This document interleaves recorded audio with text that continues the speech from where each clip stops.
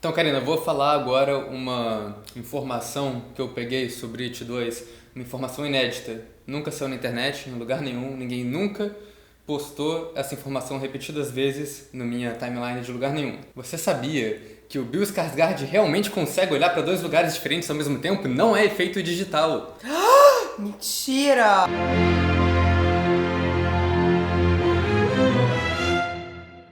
Olá pessoal, bem-vindos à Trecheira Violenta. Eu sou Osvaldo, essa é a Karina, e o filme da vez é o tão esperado It Capítulo 2, dirigido por Andy Muschietti, que também dirigiu a parte 1. E o filme estrela James McAvoy, de Fragmentado e X-Men, a Jessica Chastain, de Mama, o comediante Bill Hader, o James Ransone, dos filmes do Entidade, e o Bill Skarsgård, óbvio, e mais algumas pessoas, o que inclui as 7 crianças do primeiro filme que estão de volta pro segundo. It Capítulo 2 é a continuação de It a Coisa, que saiu em 2017. E é a segunda parte pro cinema dessa adaptação do livro do Stephen King, que é gigantesco. O primeiro filme é a parte da história em que os protagonistas são crianças. E foi um filme, assim, muito bom, que você pode assistir a nossa review clicando aqui na descrição.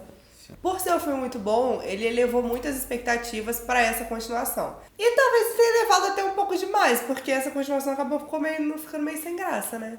Então, gente, se você tá assistindo esse vídeo e você ainda não é inscrito no canal, você já se inscreve no canal, dá um joinha no vídeo, comenta aqui embaixo, curte nossa página no Facebook, curte nossa página no Instagram. Acho que eu tava viajando olhando pro Stephen King com metade do jabá. Mas então vamos deixar esse Stephen King aqui, essa bela escultura do Stephen King, que foi enviada pra gente pelo Caio Morel, do estúdio de modelagem Caio Morel.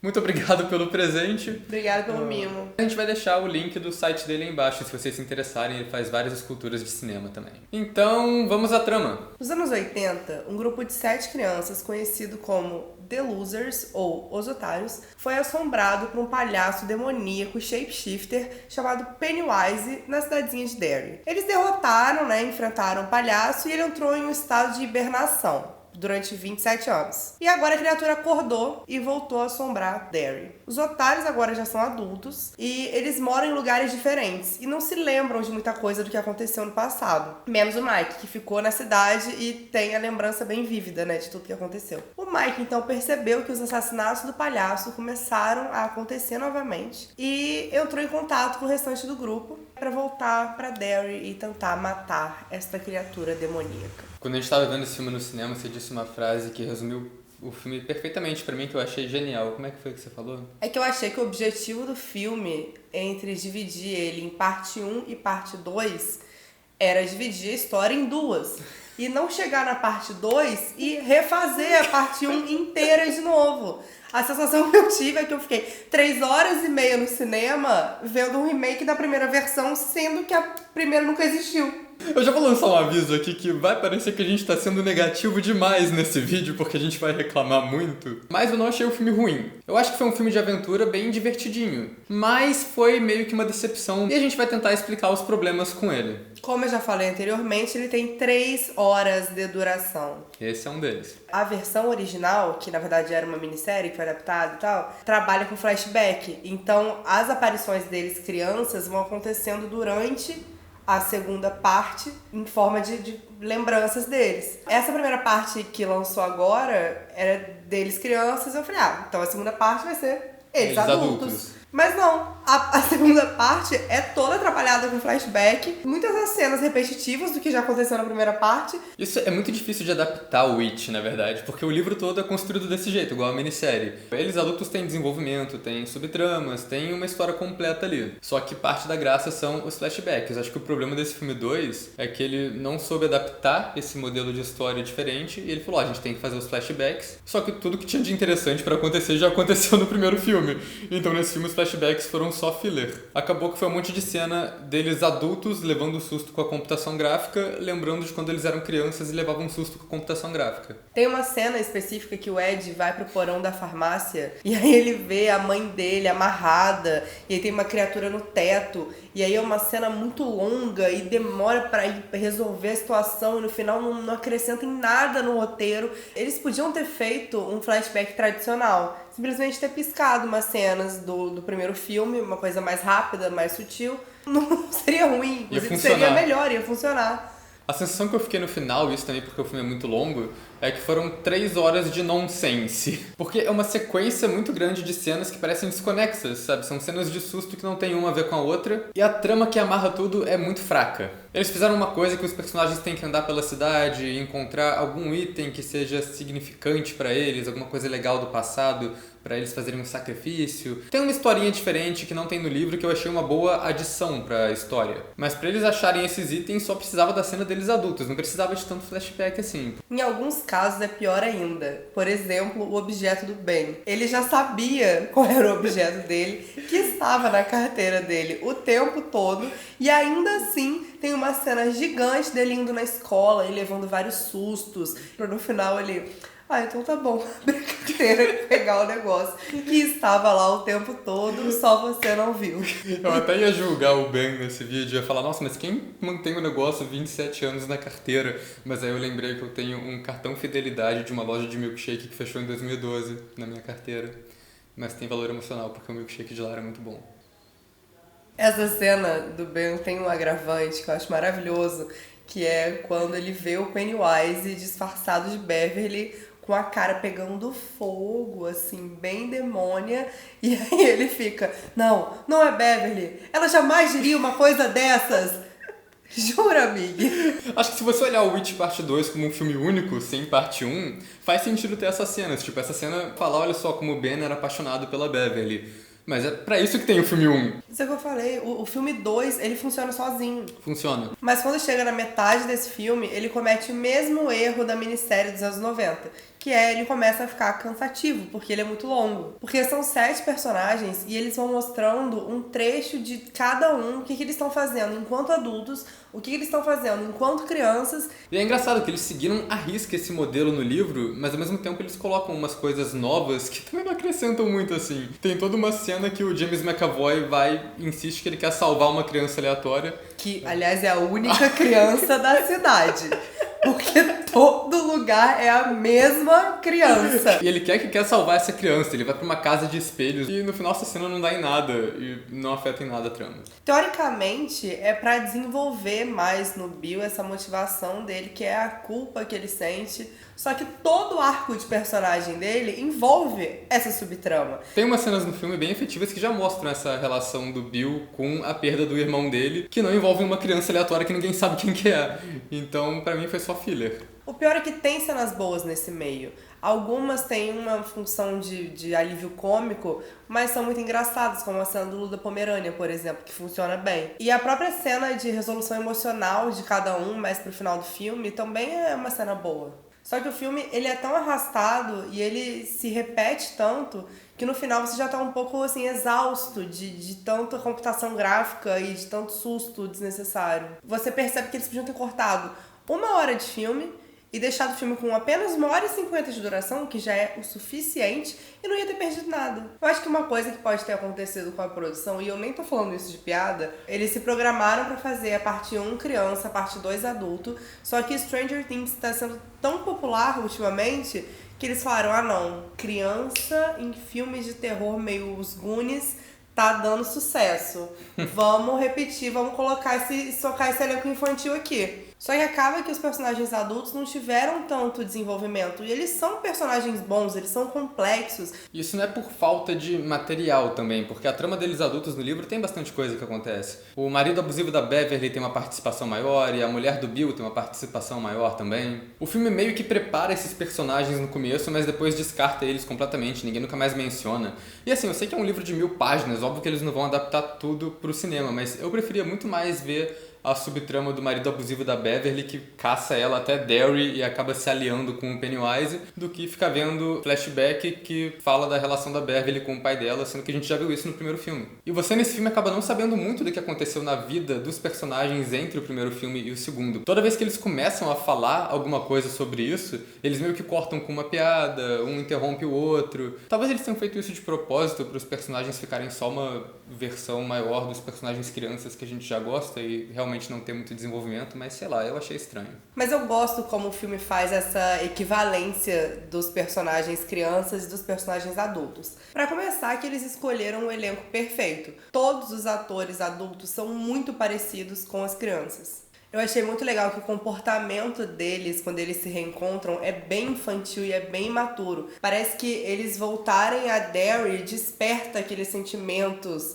nostálgicos deles, eles voltam a ter 12, 13 anos, que é normalmente o que a gente faz quando a gente encontra amigos de infância mesmo. Eu acho muito bom os paralelos que ele faz da vida de cada um também. O Bill casou com uma mulher ruiva, igual a Beverly. A Beverly casou com um cara abusivo, igual o pai dela. E o Ed casou com uma mulher controladora, que era igual a mãe dele. Inclusive as duas são interpretadas pela mesma atriz. Quem ficou deslocadíssimo nessa parte da trama foi o Harry Bowers, que apareceu nesse filme pra fazer um total de 0 coisas.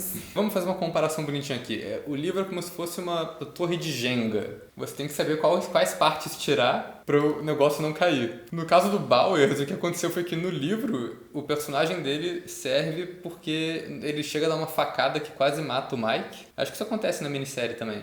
E o Mike tá fora da jogada. Ele não morre, mas ele não consegue lutar contra a coisa mais. No filme, eles inventaram uma nova regra de que todo mundo tinha que estar junto para lutar contra a coisa. Então o Bowers não dá a facada no Mike. Então por que ele volta? Pra nada. Eles podiam ter facilmente cortado ele da trama e reduzido uns 20 minutos de filme. Mas eu senti que isso foi muito igual eles fizeram com o remake do Cemitério Maldito. Que é tipo, a gente quer fazer o nosso próprio filme, mas a gente também quer colocar todos os elementos da história original. E alguns desses elementos acabam perdendo o sentido. E eu acho que acontece uma coisa parecida com o próprio Mike. Na história original, ele é a criança que está sempre na biblioteca, que está investigando desde sempre o passado da cidade. Então faz sentido ele ser o que fica para trás para pesquisar o Pennywise, pesquisar a história e que fica lá para chamar os outros quando a criatura volta. No filme parte 1, eles mudaram e deram essa parte toda pro Ben, ele que tá sempre na biblioteca pesquisando a história da cidade. Então pra mim faria mais sentido se na parte 2 eles tivessem continuado assim, sabe? O Ben é o cara que fica na cidade e vira o bibliotecário de Derry, enquanto o Mike vai e é bem sucedido em outra coisa. Mas aí eles decidiram manter igual o livro e meio que não condiz com o que eles fizeram no primeiro filme. Eu achei que o Mike ficou parecendo um maluco explicando as coisas de Derry e do Pennywise pros amigos. Sabe tipo o palestrinha mala do rolê? É o Mike. Só que eu acho que... Só que um pouco mais agressivo. Mais agressivo. O fato dele ter ficado 27 anos bitolado nisso e pesquisando sobre um demônio que mora na cidade, realmente deve ter afetado a cabeça dele um pouco mesmo. Quem não afetaria, né? Uma coisa que eu adorei nesse filme, que eu achei muito ousado, é que eles mantiveram toda a palhaçada cósmica bizarra do livro do Stephen King. E eu adoro essas palhaçadas cósmicas bizarras. A parte do ritual indígena de sentar no buraco cheio de fumaça e tentar ter umas visões, e aí eles acabam vendo como o Pennywise chegou na Terra, que é uma criatura que veio do espaço através de um meteoro. Tudo isso tá no filme, eu achei ótimo. Mas eu fiquei um pouquinho chateado porque eles não mostram Maturin. Pra quem conhece a mitologia cósmica do Stephen King, Maturin é uma tartaruga gigante que é meio que guia o universo. É um personagem bem importante no livro do It e importante também nos livros da Torre Negra. E esse filme, eles dão umas dicas sobre Maturin, a tartaruga gigante. Acho que o Mike menciona o nome de Maturin uma vez e tem uma cena que começa com um close-up numa tartaruga em cima da mesa. Essa era a computação gráfica que eu queria ver. Finalmente Maturin, a tartaruga gigante nas telas do cinema. Mas não aconteceu. O que eu vi é que eles realmente gravaram essa cena, mas o Andy Muschietti cortou da versão final do filme. Mas assim, apesar do roteiro ser bem fraco, eu achei que os atores conseguiram carregar bem o filme. As crianças meio que só repetem o primeiro filme, mas os adultos mandaram muito bem. O James McAvoy ficou meio apagado até. Ele manda bem, tem todo o lance da gagueira do Bill voltar quando ele volta pra Derry e do trauma do irmão. Mas os outros personagens são tão mais interessantes que o Bill só fica apagado mesmo. Quem roubou toda a cena desse filme pra mim foi o Bill Hader e o cara do Sinister, surpreendentemente. Que não tem como, os dois têm a melhor química, eles têm as melhores falas e os melhores momentos de caracterização. A Jessica Chastain é boa também, só que o triângulo amoroso dela com o Ben e com o Bill é tão genérico, cara. Eu acho que uma cena que exemplifica isso muito bem é quando tá tendo a grande resolução do amor dela e do Ben, e eu tava mais envolvido com a cena cômica que tava rolando à parte com o Bill Hader e o James Ransone. E é claro que a gente tem que mencionar a grande estrela desse filme, que é o meu marido, Bill Skarsgård. Ele manda muito bem, ele consegue ser bem assustador, assim, como o Pennywise. E ele mexe os olhos de brincadeira. Paixonites infantis à parte, o Bill Skarsgård aparece como mais humanizado, né? Assim, ele mostra uma faceta do It, do personagem dele, diferente. A Acaba que esse filme é muito mais uma comédia do que um terror. Eu não escutei ninguém assustado no cinema, ninguém gritando no cinema, mas em contrapartida eu ouvi diversas risadas, inclusive em momentos que não eram necessariamente para causar risada nas pessoas. Nossa, tem a cena da Beverly na casa da velha. É bem óbvio que a velha é o Pennywise desde o começo, mas aí eles decidem deixar explícito pra gente que a Beverly tá andando e aí a velha lá atrás começa a dançar. Não dá, cara. Era pra ser uma cena assustadora, mas não é. Só é engraçado, sabe? A velha dançando no fundo. Todo mundo começou a rir.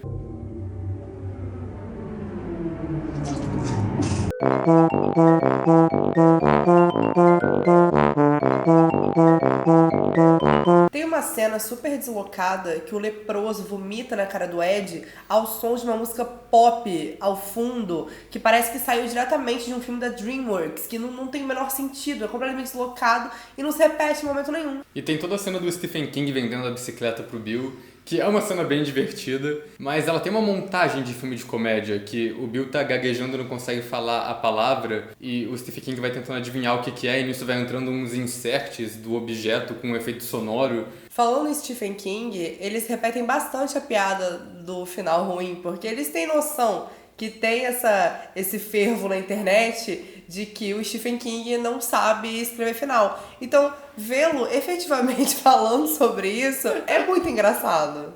Eu achei muito engraçado, apesar de eu nunca ter concordado com esse lance dele não saber escrever final. Eu já li muita coisa dele, o único livro que eu realmente não gostei do final foi Maldição do Cigano.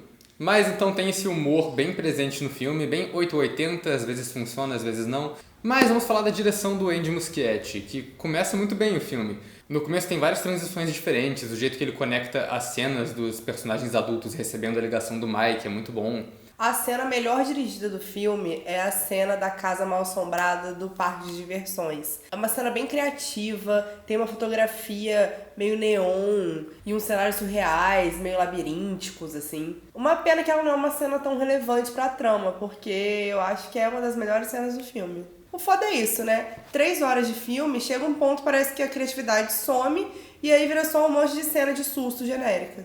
O que inclui a famosa cena do protagonista escondido no armário e a cena do susto no espelho do banheiro, que são 2 clichês de terror que tem que morrer. Acho que se os filmes de terror blockbuster continuarem assim, eles vão se autodestruir. Porque isso é uma coisa que você vai criando até uma imunidade, sabe? Quantas vezes você pode levar um susto com uma cara de fantasma de computação gráfica gritando na sua frente antes disso parar de fazer efeito. E falando em fazer efeito, vamos falar dos efeitos. Eu acho que esse filme tava indo muito bem pra mim, eu tava gostando bastante dele, até chegar em uma cena fatídica que foi o ponto de virada pra mim. A cena da Beverly na casa da velha. Tem toda uma construção muito tensa, tem um close-up estranho do rosto dela, ela vai fazendo umas bizarrices, mas é meio sutil. E aí do nada ela vira um bonecão de posto de 3 metros de altura, sacudindo os braços, com uma computação gráfica mal feita, com a cara do Ed do Iron Maiden.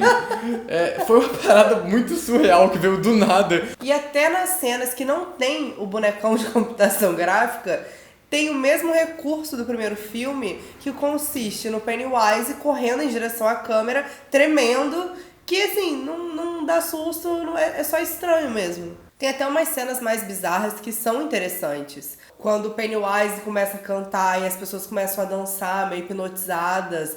É muito louco e é muito criativo, funciona. E quando elas terminam em susto, tudo bem, porque foi construído pra isso. O problema são as palhaçadas de efeitos digitais que acontecem ali que não tem o menor sentido. Tem uma cena no filme que eu acho que usa um animatrônico, que é um efeito muito bom, só que aparece muito rápido.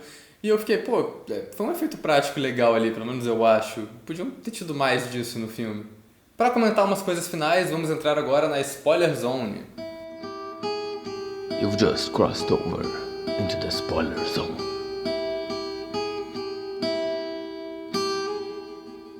Tem o lance do Rich ser gay também e ser apaixonado pelo Ed.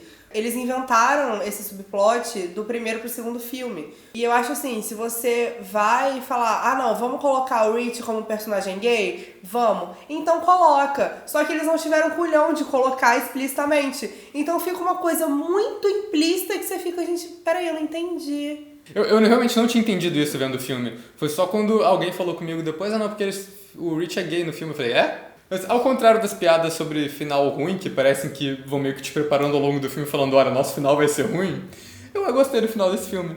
Tá que no final eles metem uma narração do Stan muito canastrona, que parece um livro de autoajuda, mas no geral eu gostei do jeito que a história concluiu. Tem uma coisa poética e emblemática do grupo dos otários. Eles sabem como que é você ser diminuído, como que é você ser xingado, como que é você ser humilhado. Então eles sabem muito bem como virar o jogo e fazer o It se sentir dessa forma. Bem, então é isso. It 2, como eu disse antes, não foi um filme ruim, mas foi um filme um pouco decepcionante. Mas a categoria que a gente coloca It capítulo 2 no final é, infelizmente, com muito pesar, apesar de eu ter chorado no final, é mediano.